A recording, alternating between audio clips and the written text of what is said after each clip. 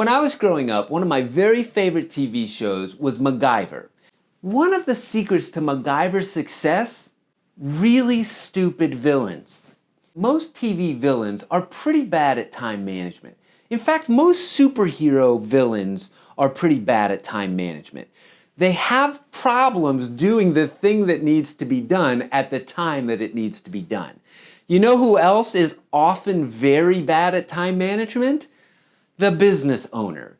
Today I'd like to give you a tool that has been incredibly helpful for me as I've made a plan for managing time effectively in my business. Stephen Covey said that there are two ways that we can spend our time. We can spend our time on important things, or we can spend our time on non-important things. We can also spend our time on urgent things or non-urgent things. In the upper left-hand quadrant, you have important and urgent tasks. The taxes are due tomorrow. In the upper right quadrant, we have the non-urgent and important tasks. This is the taxes are due in 3 months. In the lower left-hand quadrant, you have urgent and non-important.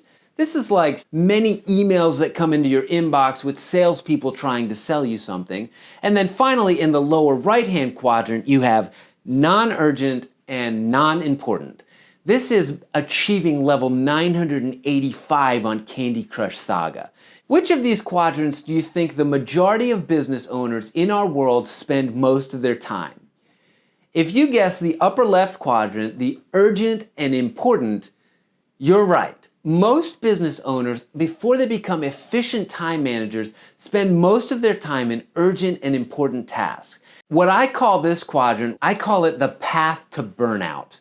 At some point, and likely it's the end of every day, you get totally burnt out, you're stressed out, and you just go into vegetation mode.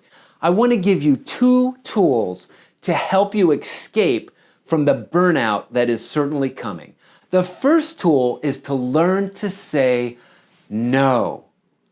Saying no is okay. Here, practice this with me. No. Just because somebody asks you to do something, it doesn't mean you have to do it. The second tool, and this is really difficult if you're a type A entrepreneur that loves to be hands-on and do stuff, is to actually let the ball drop. In order to move into a better thinking arena, in order to move into a healthier organization, you're going to have to let some good things actually drop. You're going to have to drop the ball on purpose. This is really difficult. But if you do it, you'll create more margin in your life, more time that is spent in non-urgent and important things. And what that margin will do is create a healthier organization where you're actually able to achieve much more than you were in the frenzy of urgent and important. The upper right-hand quadrant is the non-urgent and important quadrant. I call this the path to awesome. Creativity is maximized when you do something that's important but not urgent. People are most clear with their thought. They make the most creative decisions. They have the best ideas when they're doing something that is not urgent but important. If you spend the majority of your time in the non-urgent and important quadrant, stay there. Don't do anything else. Teach others. Show people what you do with your time management skills to help them grow organizations that are successful. Okay, down in the lower left quadrant, we have the non-important but urgent quadrant, the path to mediocre.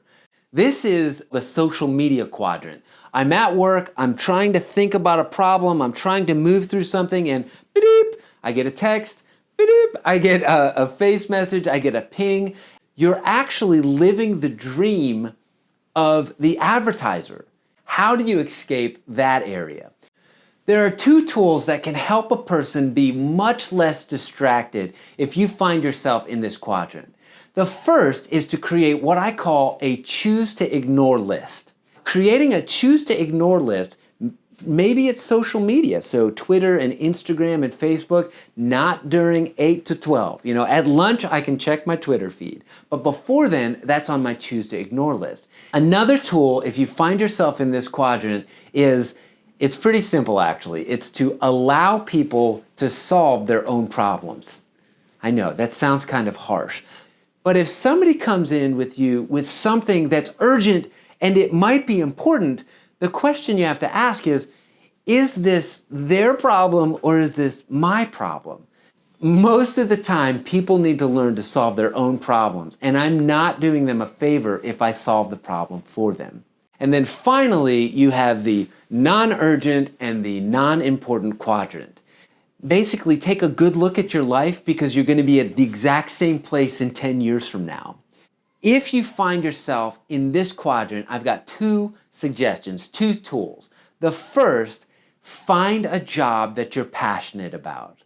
If you don't love your work and you're living so that you can get to the end of the day and go watch a movie or go play Candy Crush Saga, find a job that you can be passionate about and pour yourself in there. The second tool is to replace checkout time with education.